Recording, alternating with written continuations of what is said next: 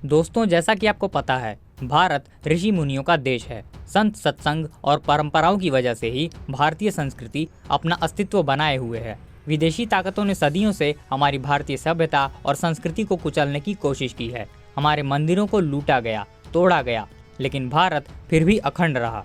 हमारी आज की फिल्म अवतारों की इस धरती के दो कालखंडों को जोड़ती एक ऐसी कहानी है जिसके माध्यम से यह बताने की कोशिश की गई है कि भारतवर्ष सदियों से विश्व गुरु रहा है और आगे भी रहेगा।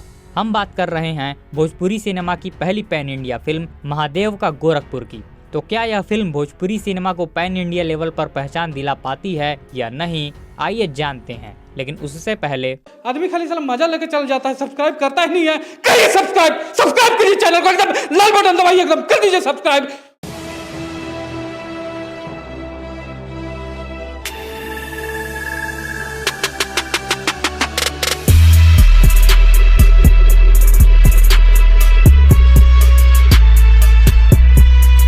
कहानी में हम देखते हैं कि ब्रह्मांड की रचना के बाद ब्रह्मा जी ने देवों के देव महादेव की तपस्या की और उनसे आग्रह किया कि वे उनकी बनाई धरती पर मनुष्य योनि में अवतरित होकर उसे पुण्य बनाएं।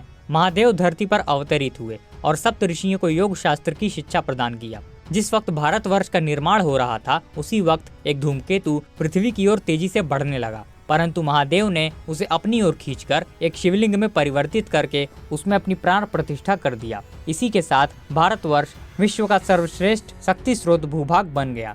समय बीतने के साथ साथ जैसे जैसे पीढ़ी दर पीढ़ी इस शक्ति स्रोत के बारे में पता चलता गया, लोगों की उत्सुकता बढ़ती गई। इसी के चलते विदेशी आक्रमणकारियों ने भी भारत में काफी घुसपैठ और लूटपाट की। उन सभी का बस एक ही मकसद था, शक्ति स्रोत प्राणलिंग को हासिल करना। तमाम कोशिशों के बावजूद इनमें से कोई सफल नहीं हुआ, क्योंकि उस प्राणलिंग की रक्षा विश्वनाथ परंपरा नाम के एक साधुओं की सेना कर रही थी। लेकिन कासिम चिश्ती नाम के एक मुगल आक्रांता ने छल कपट से लगभग 40,000 साधुओं की हत्या करके विश्वनाथ परंपरा की उस अभेद सुरक्षा को तोड़ दिया। उनमें से एक साधु ने प्राणलिंग के साथ जल समाधि लेकर अगले 150 सालों तक उसकी रक्षा की।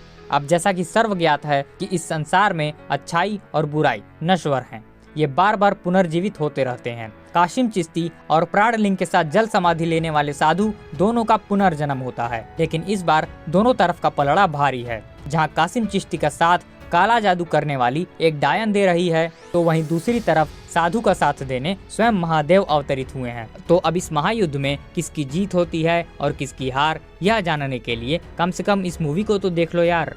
जाहिर सी बात है कि कहानी का आधार पूरी तरह से काल्पनिक है।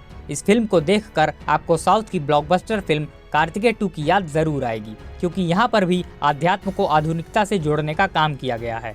फिल्म के डायरेक्टर राजेश मोहनन इससे पहले साउथ की कई फिल्में डायरेक्ट कर चुके हैं, इसलिए इस फिल्म का फ्लेवर भी उन्होंने साउथ स्टाइल वाला ही रखा है। भोजपुरी सिनेमा में यह एक नया एक्सपेरिमेंट है। रवि किशन जी ने इस फिल्म के माध्यम से एक बहुत बड़ा रिस्क लिया है, जिसके लिए उनकी जितनी तारीफ की जाए कम है। कुल मिलाकर कमियां तो इस फिल्म में बहुत सी हैं, जिसे गिनते गिनते आप थक जाएंगे। इसका कॉन्सेप्ट तो अच्छा है, लेकिन कहानी को ठीक से नरेट नहीं किया गया है। स्क्रीन प्ले और एडिटिंग की तो बात ही करना बेकार है। ऐसा लगता है कि हम कोई स्टार प्लस का नाटक देख रहे हों, हालांकि उनकी एडिटिंग भी इससे बेहतर होती है।